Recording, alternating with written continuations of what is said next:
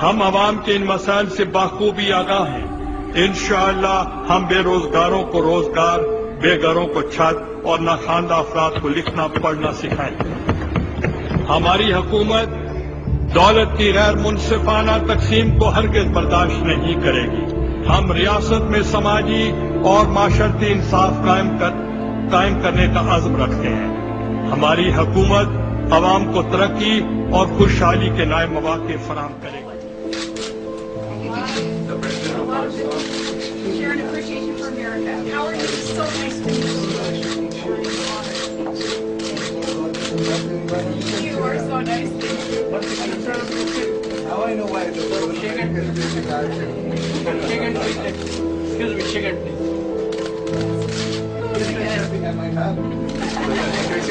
Okay, guys, thank you. وزیر textile Rana فاروق سعید کے معاون خصوصی نے بے نظیر انکم سپورٹ فنڈ کی رقم دینے کا جھانسا دے کر ایک خاتون کا گینگ ریپ کر ڈالا.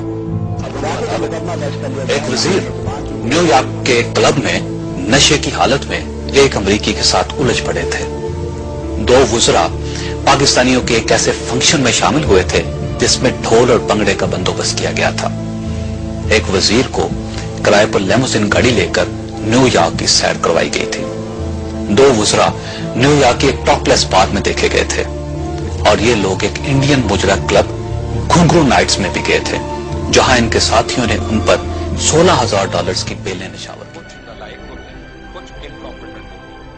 یہ جو حکومت ہے اس میں تینوں کوالٹیز موجود. سب سے پہلی بات یہ کہ یہ پہلی بار حکومت میں آئی، یہ چوتھی بار حکومت میں آئی. پاکستان میں کوئی اتنی باری حکومت نہیں آئی. انہوں نے کب ڈیٹا بیس بنانے کی کوشش کی ہے، کب انہوں نے فور کاسٹ کرنے کی کوشش کی ہے. سارا جھوٹ ہے، یہ فریم ہے. ٹاپ شوز میں آتے ہیں، جھوٹ بولتے ہیں، چلے جاتے ہیں، اس پر اکاؤنٹیبلٹی کوئی نہیں ہے. پاکستان کی ٹوٹل ویٹ کنزمپشن کیا ہے؟ 20 ملین ٹنز. پاکستان کی گروتھ کتنی ہوئی اس بار ویٹ کی؟ 22 ملین ٹنز. کیسے ڈیفیشنسی ہوگی؟ کس کی کرپشن سے، کس کی انفیشنسی سے؟ اسمگل ہوئی ہے تو عوام نے اسمگل کی ہے. عوام ایران لے کے گئی ہے، عوام افغانستان لے کے گئی ہے، عوام نے انڈیا میں یہاں سے بوریاں بھجوائی ہیں. بارڈر پولیسنگ کس کا کام؟ ان کا کام ہے کہ ان کا کام ہے کہ میرا کام.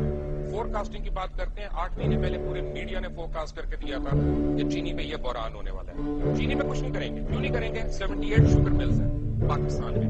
50 جو ہیں ان لوگوں کی ہیں جو کسی نہ کسی فارم میں حکومت میں سننے لگے کسی کے بیڈ روم کے ذریعے فیملی میں نہیں آئی، پھر فوز رشید عوام کے ذریعے میری بات ان کو گفٹ کر جاتا ہوگا کئی جانے والے کہ آپ کے پروگرام کے غلط اس قسم کی بازاری گفتگو کے استعمال ہوئے reflects the personality of a person. And اہل نہیں ہوں اور نہ ہی میں اس قسم کی گندی گفتگو کر سکتی ہوں جیسی میڈم کر رہی ہیں جو یہ FJ کے زمانے سے کرتی آ رہی ہیں.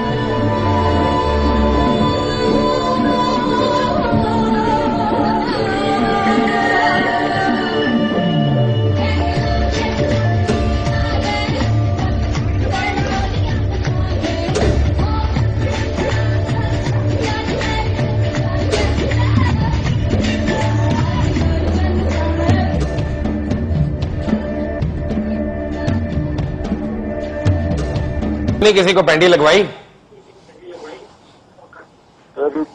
پینٹی لگانے کی تو کیا بات ہے. میرا خیال ہے میں نے ہمیشہ انصاف کی خاطر اپنی آواز کو بلند کیا ہے اور میں اس بات کا دعوے سے بات کرتا ہوں کہ نہ مجھے ناانصافی پسند ہے، نہ میں ناانصافی کرتا ہوں، نہ ناانصافی برداشت کرتا ہوں. تو آپ میری بات سن لیجیے.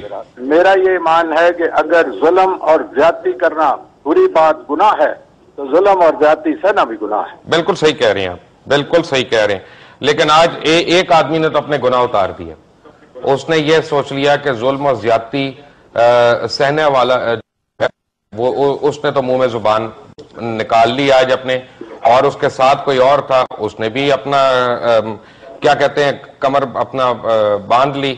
آپ کو میں اپنا الیاس گجر صاحب ایک ویڈیو دکھاتا ہوں جب آپ پاور میں تھے تھوڑا عرصہ پہلے، اور آپ نے قصور کے ایک تھانے میں آپ نے کیا کیا کیا لوگوں کے ساتھ، ایک بے گناہ بچے کے ساتھ کس طرح آپ نے اس کو مار پیٹ کی، اور مار پیٹ کروانے والا آپ کا سگا بھائی ڈی ایس پی، کیا نام ہے جی ان ڈی ایس پی صاحب کا؟ ان کا نام عباس گجر صاحب، یہ ادھر کے ڈی ایس پی تھے.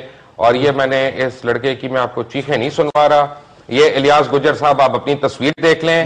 آپ نے اتنے انماق سے کہا کہ آپ نے گناہ نہیں کیے اور یہ آپ کا سگا بھائی بیٹھا ہے وہاں پہ اور آپ دونوں کو شرم بھی نہیں آتی ہے. آپ لوگ قانون توڑتے ہیں, قانون اپنے ہاتھ میں لیتے ہیں اور اس کے بعد آپ لوگ آ کے یہاں پہ نیکیاں میں گناتے رہتے ہیں اپنی. اور آپ جیسے لوگ جو ہیں وہ, میں تو بالکل کھلے عام آج کھل کے کہوں گا کہ جتنا آپ نے ابھی یہ تمہید باندھی تھی مجھے تو آپ پہ غصہ چڑھ گیا. maybe I should stop. کیونکہ غصے میں تو مجھے پروگرام نہیں کرنا چاہیے اصولاً, لیکن آپ یہ دیکھیں کہ کس طرح سے آپ اس کو مار رہے ہیں. اور میں اس لڑکے کا گناہ بتا دوں, یہ آپ کے بیٹے کا کلاس فیلو ہے FC کالج میں, اور اس نے آپ کے بیٹے سے ایتھلیٹکس میں سبقت لے جانے کی کوشش کی تھی, ریس میں جیتنے کی کوشش کی تھی, تو آپ نے اس کی ٹانگیں توڑ دینے کی آپ نے قسم کھا لی. آپ نے اس کو 1 ہفتہ ہپ سے بے جا میں رکھا. اور کیا کہتے ہیں آپ گجر صاحب اس کے بارے میں؟ الیاس گجر صاحب آپ فون بند کیوں کر گئے, بھاگ کیوں گئے ہیں؟ دوبارہ ملاتے ہیں آپ کو فون, ہو سکتا ہے رابطہ منقطع ہو گیا ہو, آپ کی لینڈ لائن پہ ملا لیتے ہیں, آپ کی موبائل پہ ملا لیتے ہیں. الیاس گجر صاحب کو راؤ صاحب ذرا دوبارہ ملائیں. سرکاری دفاتر سے ہر سال 1.5 کروڑ کی اسٹیشنری چراتے ہیں, 5 کروڑ کا سیمنٹ, سریا اور آئرن پار کر جاتے ہیں, 8 کروڑ کی تاریں, بجلی کے کھمبے اور ٹرانسفارمر غائب کر جاتے ہیں, 11 کروڑ کی ادویات, ہسپتالوں کے انسٹرومنٹس اور مریضوں کی خوراک کھا جاتے ہیں, 12 کروڑ کی سڑکیں اپنی جیب میں ڈال لیتے ہیں, اور 18 کروڑ کی گلیاں, نالیاں اور پلیاں پی جاتے ہیں, جو کہ 5 لاکھ گیلن سالانہ سرکاری پیٹرول بسوں اور ویگنوں کے اڈوں پر بیچتے ہیں. ان میں سے کسی کو دبوچ کر عوام کے سامنے معافی مانگنے کا مستحق نہیں سمجھا گیا.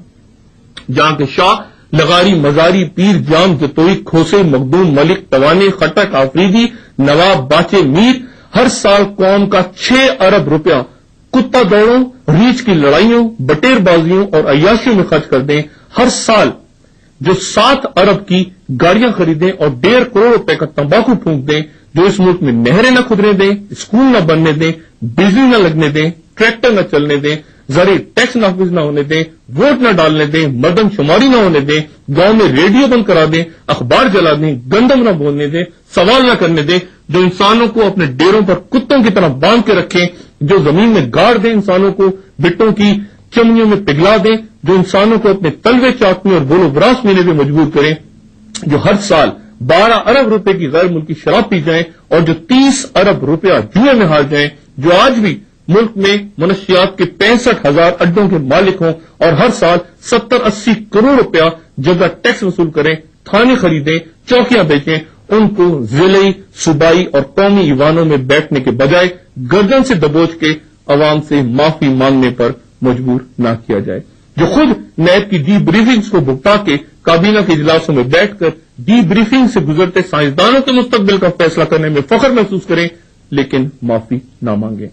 جی ناظرین, قوموں کا سرمایہ کھیت, فیکٹریاں, گاڑیاں, ادارے, محلات اور ایوان نہیں ہوتے, لوگ ہوتے ہیں. اپنے ملک سے محبت کرنے والے, اسے تعمیر کرنے والے ہنرمند لوگ. اور جو قوم اپنے محسنوں کی تذہیب کیا کرتی ہے, اس سے بڑی کلاش قوم کوئی نہیں ہوتی, خواہ اس کے سارے پہاڑ سونا بن جائیں, سارے دریاؤں اور سارے بیراجوں سے تیل بہنے لگے, سارے درختوں سے اشکیں اترنے لگے اور آسمان سے ڈالروں کا میہ برسنے لگے, وہ قوم کلاش کہلاتی ہے. کسی نے خبر دی کہ معافی مل جانے کے بعد بھی ڈاکٹر عبد القدیر خان پھوٹ پھوٹ کے روئے, بالکل ان ماؤں کی طرح جو اپنے جوان بچوں کی مرگ پہ روتی ہیں, یا اس چڑیا کی طرح جو اپنا بچہ گھونسلے سے گرنے پر گریہ جاری کرتی ہیں. میں اب ڈاکٹر قدیر خان سے ملنا نہیں چاہتا, ان سے بات نہیں کرنا چاہتا کہ اس کے بعد میرے ذہنی خلیجان میں مزید اضافہ ہو جائے گا. صرف یہ پیغام کسی ذریعے سے ان تک پہنچانا چاہتا ہوں کہ میں ایک مسلمان کی حیثیت سے, ایک پاکستانی کی حیثیت سے ڈاکٹر عبد القدیر خان آپ سے معافی کا طلبگار ہوں. ایک پاکستانی کی حیثیت سے ٹی وی پر آپ قوم کو نمائندہ سمجھ کے معاف کر دیجیے گا, مجھے بھی اور اس پوری قوم کو بھی. ہم آپ سے شرمندہ ہیں, شرمسار ہیں.